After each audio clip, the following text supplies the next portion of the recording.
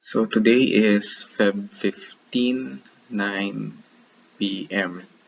and I'm recording the third module for FS 152, which is thermodynamics. So hello and welcome back to everyone. Good evening from my perspective, but you may be watching this at another time of day. It's probably March right now where you are. So most of you do not like to hear the word thermodynamics. It brings up pretty much not so good memories of maybe Chem 17, or I don't know, baka high school pa lang tinatakal niya na to and may phobia na kayo sa word. But don't worry, because we'll approach it from a somewhat more practical perspective. So I hope you enjoy because we'll be studying this along with its important applications for the next 3 weeks. Alright, so most of you from high school physics would probably have an understanding of the different types or classifications of energy. So we have first yung potential energy, which is energy of an object relative to the location of the gravitational field. So in short, um, the higher you are from the center of the Earth or from a reference location such as sea level, the more potential energy you have. So this is the reason when you fall from a higher elevation at mas malayo yung ground na babagsakan mo, ay mas masakit kasi yung energy mo ay mas malaki, and this is denoted by mass multiplied by the gravitational constant and the height or distance from the reference point. So normally the energy units are in joules, kilojoules, or kilowatt hours. But of course, using our um, base unit conversion, we could always simplify that into their corresponding base SI units. For kinetic energy, it is the energy of a moving object denoted by 1/2 mass multiplied by the square of the velocity, and therefore, suffice to say, if you have two persons running, if they are of the same mass, the person running at twice the speed is technically has 4 times more kinetic energy. So kung mapansin nyo yung format ng mga equation, yan ay may kinalaman sa mga derivatives natin, yung 1/2 mv squared.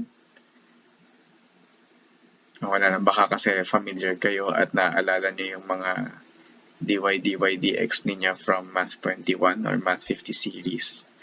Oh, anyway, ano bang implication nito? No? So, if you have a moving object, then the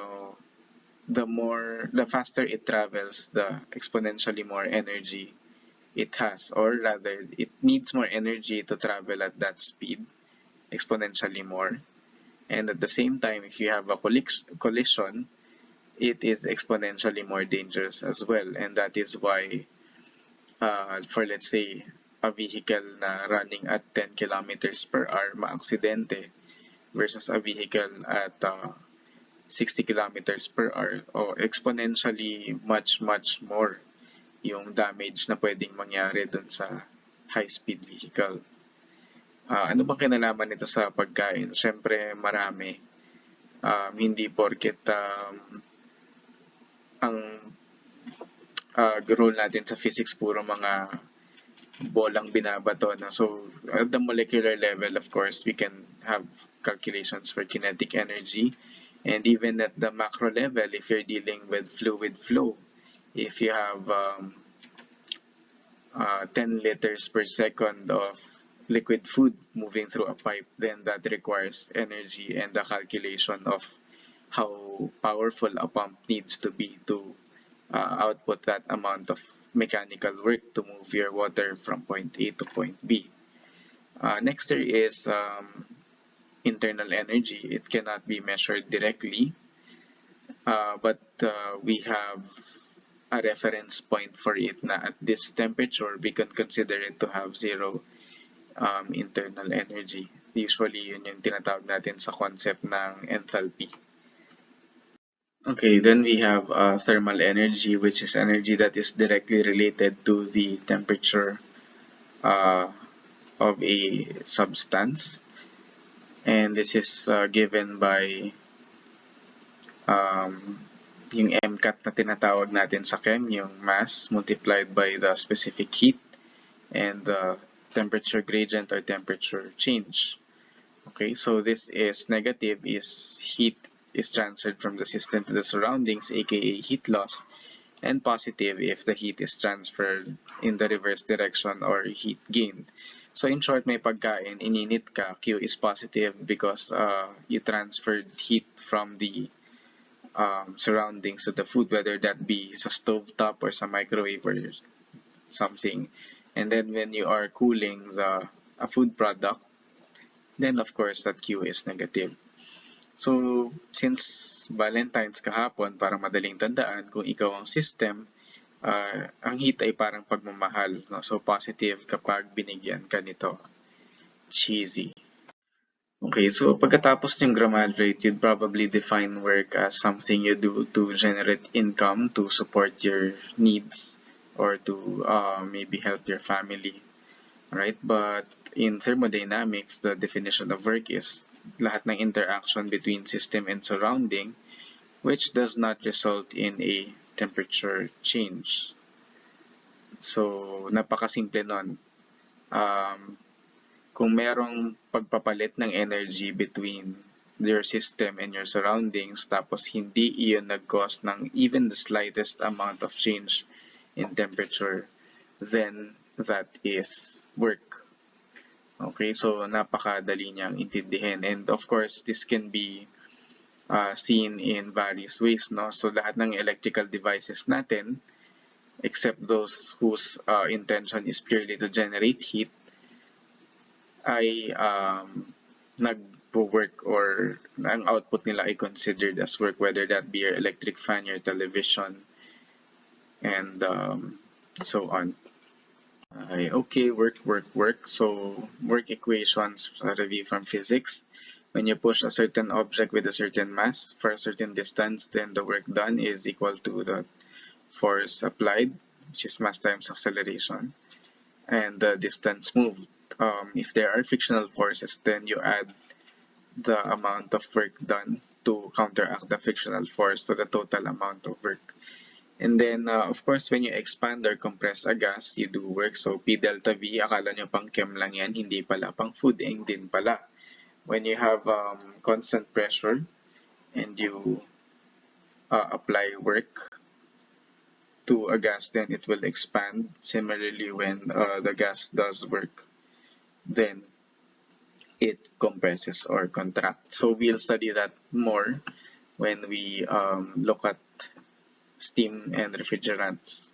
So 100% related naman to potential energy. When you lift an object by a certain height, then the work done is equal to mg delta z. So ano naman kinalaman nito sa food processing? When you have a food manufacturing facility, you either lift liquids up through pipes to get to point B, or you lift solids up through mechanical means to get them across a conveyor belt or up a certain piece of equipment.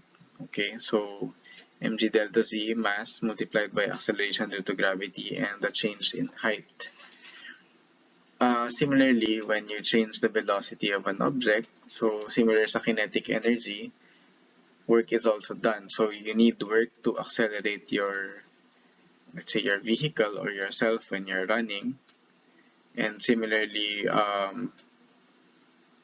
you decelerate because work is being applied on you, typically through frictional forces. Kasi alam naman natin na kung frictionless plane, you will not decelerate at all. Okay, so rotational force naman, work done by shaft rotation is equal to 2 pi multiplied by the number of revolutions, and the torque, which as we know is rotational force. And lastly, when you have frictional force, the work done is simply the negative of the the frictional force multiplied by, of course, the distance that you had to counteract that frictional force. Okay, so usually may mga constants naman yan na multiplier lang instead of doing all the hard calculations.